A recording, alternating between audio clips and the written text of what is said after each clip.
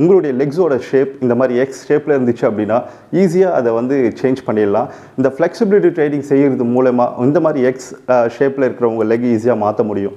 உங்களுடைய இந்த மாதிரி எக்ஸ் ஷேப்பில் இருக்கிற ஒரு லெக் வர காரணம் 2 ரீசனாக தான் இருக்கும். ஒன்று வந்து பாடி வெயிட் அதிகமாகிறதுனால வந்திருக்கலாம், இல்லைனா சைல்டுஹுட்லேருந்து இந்த மாதிரி வந்திருக்கலாம். இது வெரி சிம்பிள். உங்களுடைய பாடி வெயிட் அதிகமாக இருந்துச்சு அப்படின்னா இதை வெயிட்டை குறைக்கிறது மூலமாகவும் சரி, ப்ளஸ் இந்த மாதிரி ஃப்ளெக்சிபிலிட்டி ட்ரைனிங் செஞ்சால் மட்டும்தான் இதுக்கு ஒரு சயின்டிஃபிக் ரிசல்ட் கொண்டு வர முடியும். இந்த ஆன்லைனில் பார்த்தீங்கன்னா நிறைய ஸ்டாப்லாம் வந்துடுச்சு. இந்த ஸ்டாப்லாம் உங்களுக்கு ஒரு பர்மனன்ட் சொல்யூஷனே கொடுக்காது. கொஞ்ச நாள் யூஸ் பண்ணுவீங்க, அதுக்கப்புறம் எடுத்து விட்டுருவீங்க.